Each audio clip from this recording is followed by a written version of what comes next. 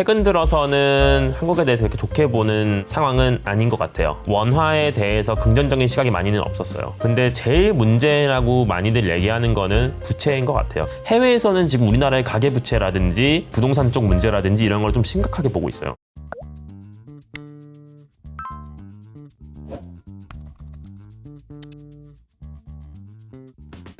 안녕하세요, 이호석입니다. 오늘은 멀리 영국에서 윌리엄 나와주셨습니다. 안녕하세요. 네, 안녕하세요. 반갑습니다. 네. 윌리엄 딱 한 1년 만인 것 같네요. 그러게요. 제가 한국에 거의 1년마다 오니까 그래요? 매번 1년마다 있는 것 같네요. 추석 연휴 기간을 맞춰서 이렇게 오셨는데 또 오신 김에 또 그냥 보낼 수 없다. 그래서 그쪽 분위기랑 이런 것도 좀 여쭤보려고 모셨습니다. 작년 이맘때쯤에 모셨을 때는 굉장히 좀 긴장감이 있었던 것 같아요. 영국이 이게 뭐냐 그러면서 세상에 인도 출신이 총리가 되다니 뭐 등등 그죠? 그리고 이제 LDI 펀드 뭔지 처음 들어본 그 펀드가 문제가 있다는 등 그랬는데 요새 영국은 괜찮아요? 요새 영국은 전반적으로 말씀드리면 이제 그래도 조금씩 어려워지는 징조가 나타나고 있다. 그 전에는 이제 경기 전반적인 뭐 성장률이 어떻냐라는 것들이 많이 나왔지만 지금은 영국이 그냥 물가가 계속 문제였잖아요. 혼자 막 10몇 프로고 계속. 네. 근데 이제야 물가가 내려오고 있거든요. 아하. 근데 미국과는 약간 다른 점은 네. 영국은 물가가 내려오면서 네. 경제 균열이 좀 더 빨리 보이고 있어요. 아하. 그러니까 미국은 물가는 내려오는데 계속 네. 고용 탄탄하고 그러니까. 이런 얘기로 갔었는데 영국은 그렇지 않은 점이 조금씩 보이고 있거든요. 아하. 그래서 고용 시장에서도 조금씩 균열이 보이긴 시작은 하고 아직까지는 이제 임금 상승률이 되게 높았는데 그것도 이제 조금씩 떨어지는 신호를 보이고 있고 영국에서는 노동 시장에서의 문제 중에 하나는 브렉시트가 또 많이 언급이 되기는 해요. 왜냐하면 이제 외국에서 저렴한 노동자들이 원래는 들어왔었는데 브렉시트 이후로 그러지 못해서 물가 잡기도 더 어려워졌고 그리고 점점 이 집값의 상승률 또 영국 같은 경우에는 이제 월세가 엄청 비싸기로 유명하잖아요. 네. 그래서 예를 들어서 런던 한 중앙의 시내라고 따져보면은 네. 원룸이 월세가 막 500씩도 해요. 500만 원. 원룸이요? 네. 관리비고 뭐고 다 빼고 원룸이? 원룸도 막 그 정도 가기도 하고. 이게 뭐야? 그래서 한 투룸 정도 산다 그러면은 그래도 런던 시내에서 한 30분 거리, 20, 30분 거리여도 기본적으로 월세가 한 4, 500 와. 관리비를 제외한 월세가 올해까지도 이 월세가 10몇 프로씩 올랐거든요. 올해도? 네, 전반적으로.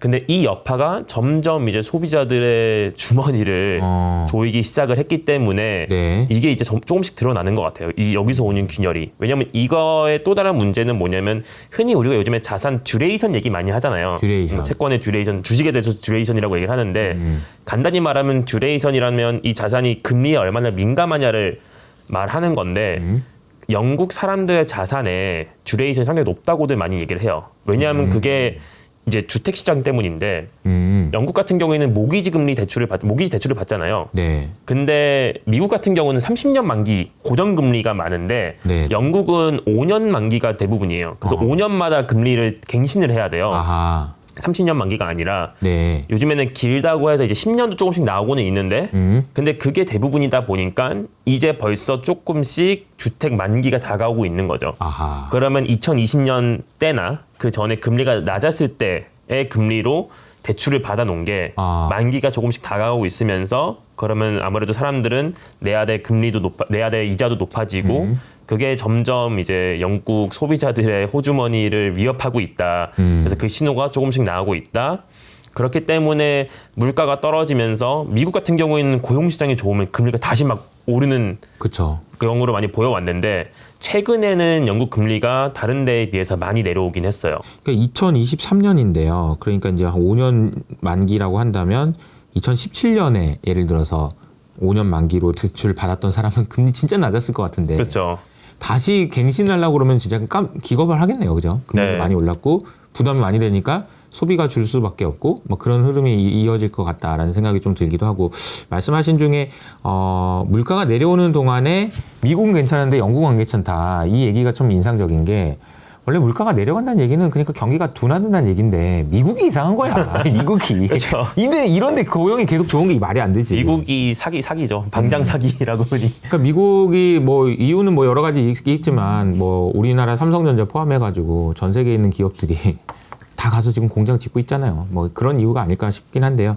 어쨌든 영국의 상황은 좀 여쭤봤고 지금 이제 운용사에서 그 멀티에셋 그러니까 이제 뭐 채권, 주식 뭐 다 같이 투자하시는 그런 일을 하고 계시니까 주변에 계신 분들도 이제 만나서 얘기하다 보면 올해 좀 성과가 어땠는지 이런 거 좀 궁금하거든요. 우리가 늘 이제 투자하다 보면은 외국인들이 어땠대 뭐 이런 얘기 많이 하는데 그 외국인들이랑 같이 있는 거잖아. 검은머리 외국인. 그러니까 검은머리 외국인. 아니 윌리엄은 검은머리 외국인이고 주변에 있는 분들 어땠어요 올해?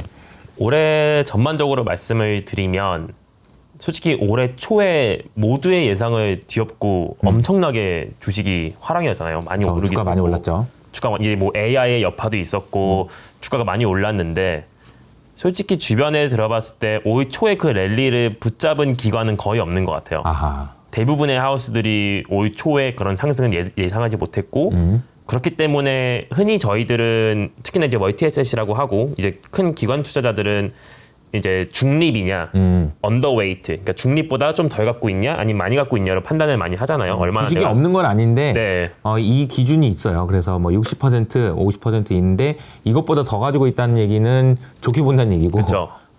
적게 들고 있다면은 안 좋게 본다는 얘기죠. 그래서 올 초에는 솔직히 특히나 작년 막 9월, 10월 이런 사건들이 터지고 올 초에는 대부분이 좀 언더웨이트, 그러니까 원래보다 좀 덜 갖고 가는 식으로 가져가고 있었고 그게 생각보다 오래 지속됐어요. 아하.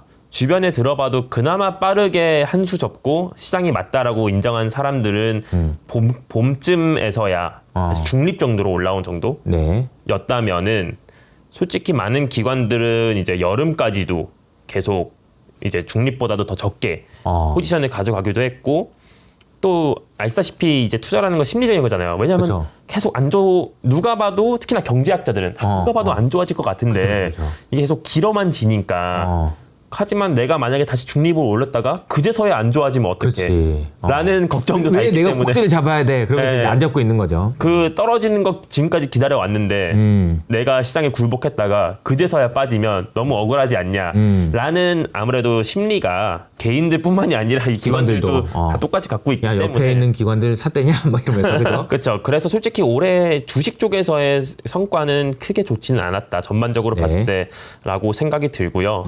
그나마 조금이라도 빨리 시장에 편승을 해서 한 사람들이 그래도 시장을 이기진 못했죠. 왜냐면 솔직히 우린 이제 중립도 아니고 더 많이 가져갈 거야. 완전 좋아 보인다라고 한 사람은 거의 없어요. 네. 왜냐면은 누가 봐도 여러 수치상으로는 앞으로 1년 안에 뭐 그쵸. 1, 2년 안에 안 좋아질 거라는 게 많다 보니까 맞아요. 또 기관의 그런 고리타분한 구조 안에서 이제 상사들이나 위에 계신 분들을 설득하기 설득하기 어렵죠. 쉽지가 않죠. 이거 우리 지금 가져가야 됩니다. 더. 아하. 그래서 해봐야 중립 정도에서 많은 분들이 있었다. 이게 뱅크 오브 아메리카인가요? 포트폴리오 매니저들한테 설문조사한다는 네. 그 결과 가지고 이제 이야기를 해주는 걸 보면 지금도 여전히 이제 굉장히 낮은 수준의 주가를 주식 비중이라고 이제 체크가 되는 것 같긴 하거든요. 근데 그게 거의 유일한 주식의 상승 논리이기도 해요. 네. 쟤들이 없어. 이게 이제 결국은 그렇죠. 사지 않겠어? 언제까지 안 사겠어? 이런 이야기인 건데 그 말고는 좀 어때요? 주식 말고는? 주식 말고는 아무래도 채권 쪽을 말씀을 드리자면 국채 쪽에서도 특히나 미국 국채 같은 경우에도 많은 사람들이 최근에 이 금리 상승은 예상하지 못한 것 같아요. 이번에 아무래도 지금 미국 10년물로 말씀을 드리자면 한 4% 위로 올라갔을 때 뭐 4.1, 4.2 정도 수준에서부터는 다들 이제 우리 덜 담지 말고 중립 정도는 갑시다. 근데 이제 그때서부터 조금씩 담기를 시작했거든요. 근데 최근에 막 4.5 이상, 4.8%까지도 가는 이 현상은 솔직히 많은 사람들이 예상을 하지 못한 것 같고 그렇다 보니까 국채 쪽도 주식 쪽만큼은 아니지만 그렇게 막 좋다고는 표현할 수 없다. 그리고 아시다시피 왜 긍정론자들이 돈을 벌고 그렇죠. 비관론자들은 이제 명예를 얻는다라는 말이 있듯이 맞아요. 시장이 빠지는 중에 기관이 시장을 이제 이기는 게 그렇게 쉽지는 않잖아요. 그렇죠. 그래서 아무래도 올해 국채 시장도 계속 안 좋았어 가지고 이 채권맨들도 막 시장을 엄청나게 아웃퍼폼하기는 쉽지 않았다. 그럼 말 들어보니까 뭐 주식은 올랐는데 못 벌었어. 채권은 또 깨졌는데 깨졌어. 뭐 이런 거네. 둘 다 안 좋은 거네요. 그렇죠. 둘 다 안 좋죠. 여러분 그러니까 여러분만 안 되는 게 아니에요. 다 지금 해외에 있는 그 투자자들도 어려움을 겪고 있습니다. 10월달 얘기를 잠깐 했는데 작년 10월달에 그 영국에서 LDI라고 하죠. 그 펀드가 문제가 돼서 큰일 났다 뭐 이런 얘기가 많이 나왔었고 동시에 우리나라에서도 레고랜드 사태라고 해가지고 이슈가 있었어요. 그런데 기억해 보면은 그때가 가장 어두웠던 순간 중에 아니었나 이런 생각도 들고요. 근데 그 문제는 다 해결됐나요? 뭐 저도 이제 말씀을 드리면 제가 LDI 전문가는 아니기 네. 때문에 정확히 구체적으로 어떤 식으로 이제 이루어지는지는 모르지만 저도 이제 사내에서 그쪽 일을 하는 분들에게 전해들은 바에 의하면 이제는 큰 문제는 없는 것 같다라고 말을 하고요. 큰 문제가 없다는 게 금리가 더 올라도 문제가 없다는 겁니까?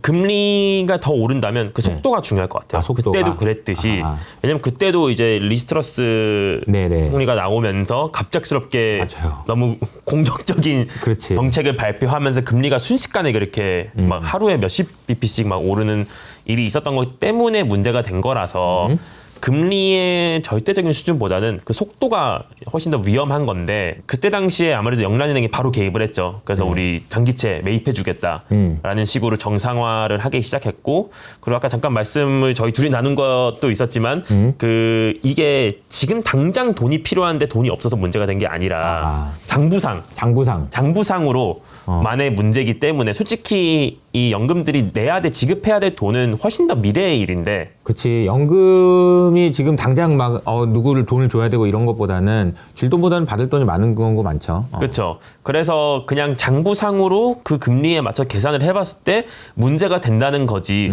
지금 당장 내일 연금 지급해야 되는데 연금 줄 돈이 없어요의 문제는 아니었어서 시장의 이런 구조를 조금 더 거의 영란에 윤활유를 좀 부어줘서 다시 좀 작동을 잘 하게 해주다 보니까 더 이상 그때 같은 문제는 없을 거라고 많이들 예측을 하고 있고요. 장기채 시장에서도 상당히 변화가 있긴 했어요.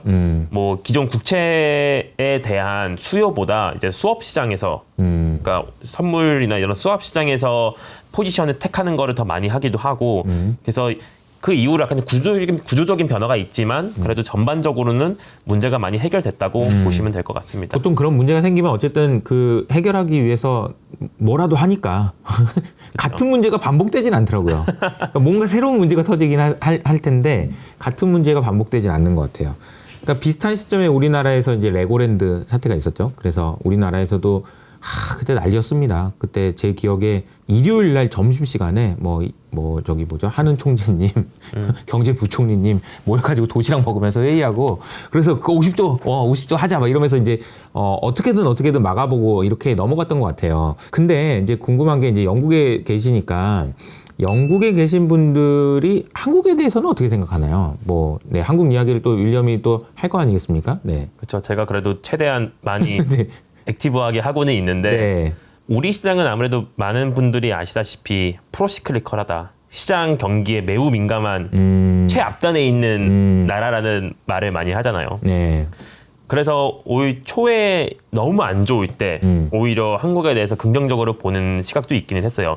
특히나 그때 이제 중국 리오프닝 그쵸. 또 맞물리고 그런 긍정론자들도 있기는 했는데 최근 들어서는 한국에 대해서 그렇게 좋게 보는 상황은 아닌 것 같아요. 네. 그냥 이게 아무래도 한국만 안 좋다라기보다는 전반적인 글로벌 경기에 대한 시각이 아직 좋지는 않고 그리고 한국도 이제 환율 쪽도 제 주변에 매니저시는 분들의 얘기를 많이 듣고 포지션을 물어봤을 때는 원화에 대해서 긍정적인 시각이 많이는 없었어요. 그래서 원화에 대해서 좀 조심스럽고 이제 원화 말고 이제 비슷한 성향을 가진 다른 환율을 원화 숏 그쪽으로 이제 롱하는 분들도 제가 많이 봤기 때문에 거기 어떻게 보면 최근에 또 나타나기도 했죠. 원화가 약세가 지속이 되고도 있고.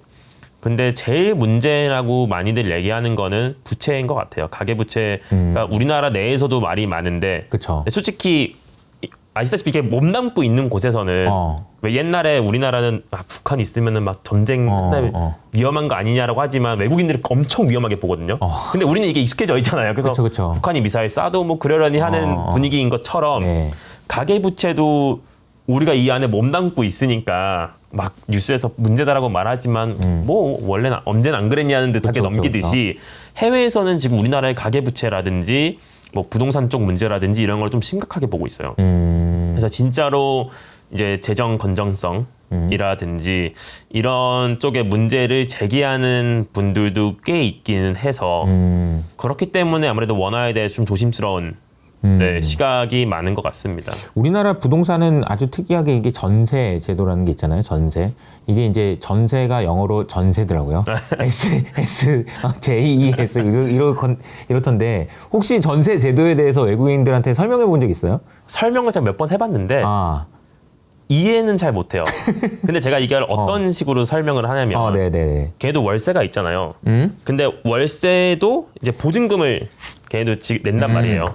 그래서 제가 그 말을 해요. 왜 보증금이 늘어나면 월세가 줄어들지 않냐. 그쵸. 그래서 그거에 극단으로 간 거다. 아하. 라는 식으로 설명을 많이 해보지만 그러면은 이 집주인의 입장을 이해를 못하죠. 아니 그러면 받고 그 돈을 그대로 돌려주면 그 사람은 무슨 이득이냐 아하. 라는 마인드가 계속 있어서 아, 그렇지. 월세를 받으려고 집을 가지고 있는 건데 네. 월세도 안 주고 전세만 받아서 그건 뭐 하는 거냐. 그 대출 받은 거랑 똑같은 거잖아요. 그러니까요. 그러니까 우리 시각에서는 그 전세를 받고 그 몇 년 동안 이 돈을 어디에 투자를 하든지 뭐 금리를 받는다든지 집을 사든지라고 할 수 있는 마인드인데 아무래도 옛날에는 그게 더 이해가 하기 힘들었을 거예요. 왜냐면 금리가 그렇게 낮으면 그치. 아니 월세를 받아야지 그거 금리 주는 상품에 투자해봤자 얼마 되지도 않는데 맞아. 하지만 요즘에 또 금리도 높고 하니까 조금 더 이해시키기는 쉽지 않을까 하지만 몇 번을 설명을 해줘도 항상 까먹습니다. 이해가 안 돼. 사실. 야, 전세가 뭐야 또 이런 식으로 생각할 왜냐면 수 있는 거예요. 그것 때문에 우리나라 이제 부채에 대한 수치가 달라지죠. 상당히 다르잖아요. 왜곡되죠. 왜냐면은 사실은 이게 실제로 전세 사는 사람이 대출을 해주는 개념이거든요. 네. 하금융인 거지 어떻게 보면. 근데 그게 어마어마하게 클 텐데 계산도 안 돼 있는 상황일 거란 말이에요. 그래서 참 이게 전세라는 것이 우리나라의 가장 큰 문제 중에 하나가 아닌가. 그 가계 대출에 대해서는 우리나라 내에서도 그렇지만 해외에서 훨씬 더 심각하게 보고 있다 이런 얘기도 해주신 것 같은데요. 혹시 이창용 총재님 얘기는 안 하시나요? 창용 총재님에 대한 얘기는 크게는 없는 것 같아요. 아무래도 이제 봐야 될 중앙은행들이 많다 보니까 그렇지. 파월은 보고 뭐 보는데 그죠? 순서상으로 따져보면 솔직히 매우 존경합니다만 아직 아니 이창용 선생님 워낙 그게 유명하시고 또 해외에서도 알아주시고 뭐 그랬다고 하길래 또 알았나 근데 그건 아니다. 알겠습니다. 나와주셨으니까 시장에 대한 전체적인 생각을 좀 궁금하거든요. 이제 윌리엄도 이제 투자를 하고 계시니까 시장을 어떻게 보고 계신지 그리고 이제 어떻게 투자할 건지 이런 내용들 좀 간단하게 얘기해 주시면 좋을 것 같아요. 시장에 대해서 말씀을 드리자면 물론 조심스럽긴 하지만 저도 뭐 항상 맞춘 것도 아니고 지금 상황이 쉽지도 않고 근데 전반적인 뷰는 저를 포함해서 많은 시장 참여자들 기관 쪽에서는 그래도 내년 상반기 안에는 좀 힘들어지는 게 올 것 같다. 그게 미국은 진짜 점점 더 미궁인 것 같아요. 왜냐면 이번에 물가 데이터도 보시다시피 뭐 쉘터, 그러니까 집값 물가가 다시 또 올랐어요. 오르고 계속해서 노동시장 강하고 그래서 미국은 좀 더 물음표가 길어지는데 영국이나 유럽 같은 경우는 그 시장이 약해지고 점점 둔화가 되는 게 확실하게 보여지고 있고 그냥 단순하게 독일 PMI 같은 것만 보셔도 솔직히 그 정도 수준이면은 주식 시장이 예전 그쵸. 같으면 진짜 휘청휘청 해야 되거든요. 맞아요. 그런 거 치고는 엄청 잘 버티는 것 같아요. 네, 근데 우리가 우려했던 거와 달리 약간 처음에는 생각보다 괜찮은데 원유값 떨어지고 괜찮은데라고 했다가 최근 들어서 원유값이 다시 오르고 그리고 미국과는 다르게 유럽이나 영국은 이제 원유나 에너지 수입 국가들이라서 상당히 민감해요. 아, 그쵸. 근데 올라가면. 다시 또 겨울이 오고 있고 네. 그러면은 그런 에너지 난도 다시 문제가 될 수 있고 어허. 그래서 여러모로 유럽과 영국 쪽은 경기가 쉽게 좋아질 것 같다는 생각이 단기적으로는 들지는 않아요. 그래서 올 연말에도 쉽지 않을 수도 있고 하지만 미국은 좀 더 계속 의문이긴 해요. 이게 어떻게 이렇게 지속적으로 강할까? 그렇죠. 그냥 우리가 완전히 계산을 잘못한 건가? 라는 얘기를 하기는 하지만 이걸 말고 좀 더 이제 시장적인 측면을 말씀을 드리면 저 같은 경우는 멀티에셋이라서 여러 가지 자산이 다 담기 때문에 여러 가지를 다 보는데 이제 리스크 프리미엄이라는 개념을 아시잖아요. 네. 리스크 프리미엄. 네. 리스크 있으면 금리 더 줘, 뭐 이런 거죠. 그러니까 리스크 프리미엄적인 측면에서 말씀을 드리면 현금을 이길 수 있는 자산이 많이 없어요. 그러니까 지금 보기에 그냥 시장 전반적인 이제 밸류에이션이나 여러 가지를 따져봤을 때 원래는 점점 더 리스크가 높은 상품일수록 거기서 얻는 금리라든지 얻는 이제 뭐 이게 더 높아야죠. 그러니까 이제 리스크를 안고 가는 거에 대한 프리미엄을 지급한다라는 개념이잖아요. 그래서 보통 그러면은 제일 밑단에 리스크가 하나도 없는 현금이 있고 보통은 이게 올라가죠. 주식은 제일 끝단에 있고 현금 다음 국채가 있고 이런 식으로 올라가는 그래프를 보여준단 말이에요. 리스크를 안을수록 점점 더 많은 금리를 얻는, 많은 수익률을 얻는. 근데 이게 거의 평탄해져 있다고 요즘 많이들 봐요. 그래서 현금보다 더 많은 리스크를 안고 가도 그에 준하는 만큼의 금리라든지 이런 걸 시장이 주지 않는다 더 이상. 왜냐하면은 뭐 주식은 이거에 제일 많이 빗대는 게 어닝스 일드죠. 그렇죠. 이제 PER의 역수죠. 네, PER의 역수가 얼마나 되냐를 따져봤을 때 이게 솔직히 요즘 현금을 거의 이기지 어렵다. 못한다. 거의 비슷한 수준이다라는 말을 하고 있고 심지어 미국 국채도 따져보면은 왜냐면 이제 많이들 아시다시피 커브가 역전되어 있는 게 이런 거를 보여주는 건데 그러니까 미국의 2년물 금리, 그러니까 이제 2년만 맡겨놓으면 뭐 만기가 얼마 길지도 않아. 2년이면은. 근데 5%. 그러니까 5%를 안정적으로 낼 수 있다고? 그럼 그거 이기기가 쉽지가 않죠. 네, 그래서 현금 이기기 쉽지 않다라는 게 아직까지도 전반적인 생각인 것 같아요. 근데 이거에 빗대어서 그러면은 저희가 잠깐 이 녹화를 하기 전에 대화 나눴던 것 중에 막스, 하워드 막스. 네, 하워드 막스는 지금 하이힐드 사라. 그렇죠. 라는 말을 하는데 이거의 논리 안에서는 네. 말이 될 수 있는 게 뭐냐면 그나마 하이힐드 채권들이 그래도 현금을 뛰어넘는 리스크 프리미엄을 제공을 하기는 하거든요. 근데 이것도 또 눈여겨봐야 될 거는 지금 미국 시장에서 그 채권 쪽이 엄청 강세였어요. 회사채가 계속해서 스프레드가 점점 축소되고 계속 강세를 보여왔는데 심지어 하이힐드도. 근데 지금 이 하이힐드 스프레드가 의미하는 그러니까 이런 하이힐드 그런 정크인 회사들의 디폴트, 그러니까 디폴트 기대값이라고 하거든요. 디폴트가 몇 프로나 될 것 같아? 앞으로 이 회사들의 몇 퍼센트나 앞으로 뭐 1년이든 3년이든 5년 안에 디폴트가 될 것 같냐라는 기대값이 스프레드에 다 담겨져 있어요. 아시다시피. 그러니까 이제 이렇게 회사채 금리를 거래하는 거 보니 네. 회사가 몇 개 안 망할 걸로 보는구나, 네. 많이 망할 걸로 보는구나라는 걸 이제 추정할 수 있다는 거죠. 추정을 할 수 있는데 지금의 스프레드가 나타내는 이 추정값은 너무 낮아요. 이 참여자들이 보기에는 그래도 금리 이렇게 오르고 경기 안 좋아진다라는 말들이 나오고 있고 그래도 안 망한다고 보는 거예요. 안 좋아지고 있는데 지난 역사적으로 봤을 때 지금 수준은 경기가 화랑입니다의 평균 수준이에요.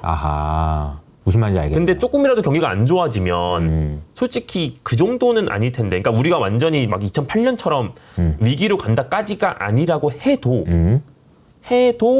지금의 시장에서 추정하는 이 디폴트 확률은 너무 낮다. 이거보다는 오를 수밖에 없다. 왜냐하면 이제 만기도 점점 다가오고 더 높은 금리로 이 회사들이 또 새로 채권을 발행을 해야 되고 그럼 점점 부담이 될 것이며 그러면은 디폴트가 당연히 그래도 최소한 평균 정도로는 올라와야 되는데 그거보다 좀 더 오르든지. 근데 지금 시장이 추정하는 값은 너무 괴리가 있다라고 해서 하이힐드 쪽에서도 이거 너무 비싼 거 아니야? 그런 얘기도 라는 있죠. 얘기들이 많이 있습니다. 설명하신 내용들을 종합해 보면 그런 거네요. 이제 위험이 높을수록 수익률, 기대할 수 있는 수익률이 높아야 되는데 현금이 여기 있는데 현금이 너무 위에 있으니까 이게 높아도 이게 안 올라간다는 거지. 이게 평탄하다는 거죠. 그러면 기대할 수 있는 수익률은 비슷한데 위험하긴 하니 그걸 왜 하고 현금 가지고 있는 게 낫지, 이런 얘기인 거죠. 근데 영국에서도 현금을 어디 예금에다 넣어놓으면 이 정도의 금리가 나오나요? 이것도 이제 말들이 많네요. 미국 같은 경우에는 순수한 예금 금리는 아직도 엄청 낮아요. 0. 몇 프로예요. 네, 그거를 반영을 빨리 안 해줘요. 그러니까 그렇기 때문에 이제 개인들도 실질적으로 미국 국채를 살 수 있는 통로를 많이 열고 있고 그런 식으로 이제 유도를 하는데, 그나마 유럽이나 영국은 조금 더 낮기는 해요. 그만큼 반영이 늦지는 않아요. 특히 유럽이 저는 더 그런 걸로 알고는 있고. 근데 유럽에서도 막 이태리나 이런 데도 요즘에는 이 개인들의 국채를 사는 비중이 점점 커지고 있거든요. 그래서 많은 나라에서 아무래도 저희 맨날 그 말 하잖아요. 채권 누가 사주냐 이제. 그치, 국채 누가 사줄 거야. 맞아. 근데 그 말을 조금이라도 해결하기 위해서 개인들이 국채를 사기 용이하게 되게 많이 해주고 있어요. 그런 플랫폼을 많이 만들고 있고. 십시일반. 네. 그게 십시일반 모아서 국채 좀 사달라고 지금. 국채 모금 운동 이런 건가요? 아니 이게 너무 웃긴 게 국채 모금 운동도 아니고 요즘에 그러니까 미국에서 하는 걸 보면 약간 그런 느낌이 들어요. 그러니까 세금도 부족하다 그러고 그래서 국채를 발행해야 되는데 국채도 개인한테 사달라고 그러고 그럼 이거 개인 말고는 돈이 없는 건가? 뭐 이런 생각도 좀 들고요. 아무튼 그런 상황이군요. 투자 어떻게 해야 되는지 그래서 현금의 기대 수익률이 너무 높다. 이거는 얘기해 주셨고 그래서 또 이제 개인분들한테는 해당이 꼭 안 될 수는 있는 얘기긴 하지만 또 저희가 눈여겨보는 것 중에 하나는 이제 변동성이거든요. 이제 흔히 빅스 정도는 많이들 요즘에 그쵸. 보시잖아요. 맞아요. 근데 빅스 주식시장의 빅스가 너무 낮다라는 말들을 많이 해왔어요. 맞아요. 특히나 이제 채권 쪽이랑 비교해봤을 때도 상대적으로 너무 낮고 채권 같은 경우는 아직도 높은 수준이지만 내려오고는 있고요. 근데 주식도 너무 낮다. 근데 그렇다는 거면 이제 기관 투자자들은 무엇을 하냐면 비중은 가져가되 약간 풋옵션 같은 거를 산다든지 아니면은 이제 빅스의 빅스도 있거든요. 변동성이 변동성. VVXI. 네, 비빅스도 있는데 좀 그런 쪽을 거래를 우리는 많이 하려고 하고 있어요. 좀 더 이제 프로텍션.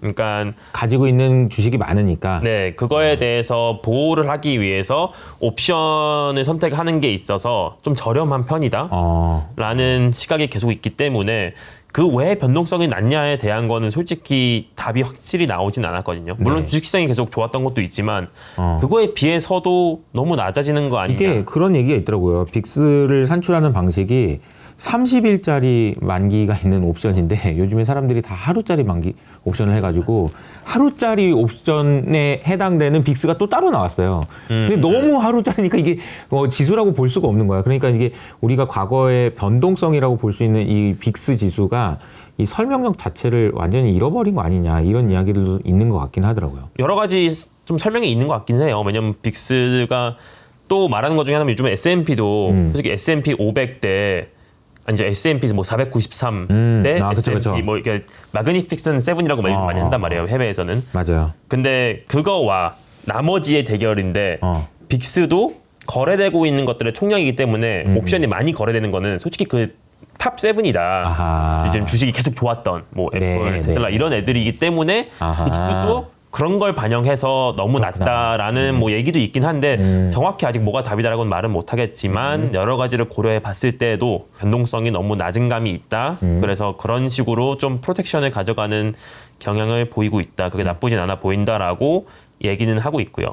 근데 이 뜻은 전반적으로는 아직도 조심스럽다라는 말씀을 드리는 것 같아요. 그래서 주식은 들고 있지만 보험을 뭔가 하나 가입하겠다 이런 얘기니까요. 최근에 뭐 전쟁 이슈도 있었고 이스라엘이랑 하마스의 전쟁 이슈도 있었고 그때 채권이나 이제 주식 움직임을 보면 그래도 위험할 때는 채권이 반응을 다시 해주네 라는 신호로 받아들인 사람도 있고 이게 그 말의 표현은 뭐냐면은 위험한데도 안 사던데 다행이다 야 이런 만도의 느낌이네요. 왜냐면 올해도 솔직히 연초부터 따져보면은 이 흔히 멀티에셋이라고 하면 이제 60-40 말하잖아요. 주식과 채권 섞어서 가져가는 거. 그 수익률이 올해도 안 좋아요. 막 작년에도 이제 막 몇십 년 만에 오는 해다라는 말이 있었는데 올해도 그렇게 좋지는 않아서 하지만 채권은 아까도 말씀드렸다시피 지금 정도 수준이면은 미국 실질금리를 따져봤을 때 이 정도의 실질금리를 주는 게 흔치는 않거든요.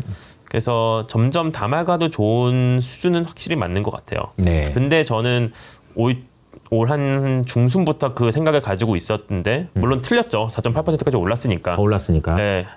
하지만 저도 올 연말까지 금리가 한 번 더 오를 가능성은 열어둬서 여러 가지 해칭을 해놔서 좀 다행이긴 하지만 그거의 이유 중에 하나는 요즘에 오르는 원유, 이제 기름값도 당연히 한 몫을 하고 있고요.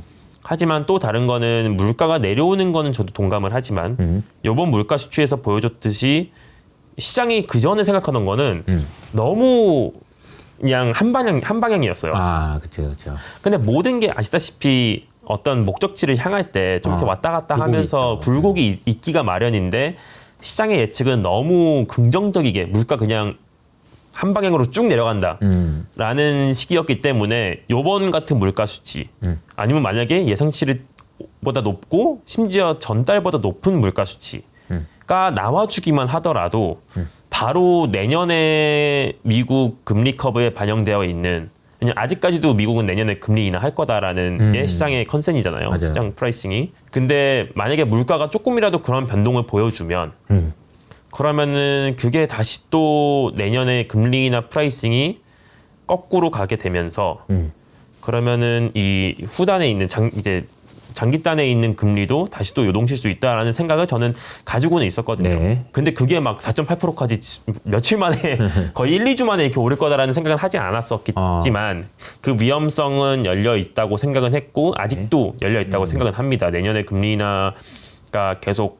있기 때문에 그래서 저는 해칭을 한다 그러면은 이제 뭐 유럽이나 영국 같은 경우는 아까 말씀드린 것처럼 확실히 안 좋아지고 있는 게 보이니까 그쪽 채권이 오히려 좀 더 메리트가 있을 수 있다라는 안 좋아질 거니까. 네, 생각을 해왔기 때문에 뭐 그런 이제 기관이라면 그런 롱숏 전략도 뭐 구사를 할 수는 있었고 하지만 말씀드린 것처럼 주식은 조금 위험하기 때문에 덜어내라라는 말씀까지는 못 드리지만 그래도 그런 보험이라든지 프로텍션은 필요한 것 같다. 해지를 좀 해야 될 것 같다. 채권은 그래도 담아가기에는 나쁘지 않은 수준이라고 보고는 있다. 네네네. 확실하다고는 말씀을 못 드리지만 보고는 있다. 분할 매수, 분할 네. 매수로 정부한테 돈 좀 빌려줘라. 뭐 이런 개념이라고 보면 되겠네요. 금도 조금씩 긍정적으로 보는 것 같긴 해요. 네, 금이요. 네, 그럼 이제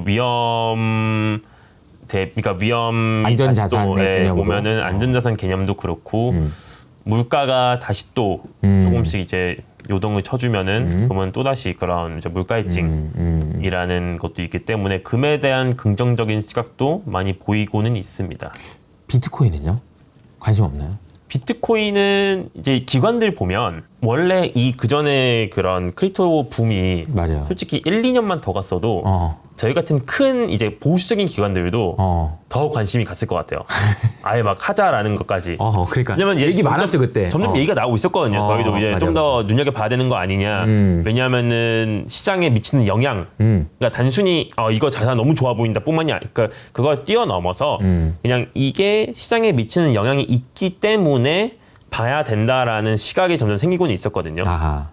하지만 한번 이렇게 크게 요동을 치고 나니까 또 큰 기관들 입장에서는 FTX라든지 그런 사건을 보면 아무래도 아시다시피 이런 오래된 금융기관들은 되게 보수적이잖아요. 컴플라이언스도 되게 어렵고 그래서 그런 사건들을 봐서 좀 힘들 것 같다라는 시각이 많은 것 같아요.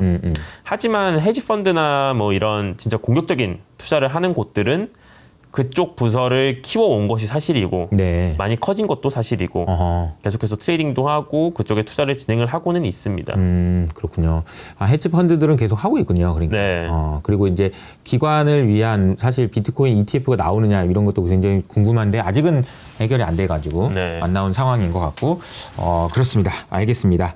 오늘 영국에서 오셔가지고 좋은 말씀 해주신 윌리엄 감사드리고요. 마지막으로 이어서 아카데미 효치님들한테 한 말씀 해주시죠.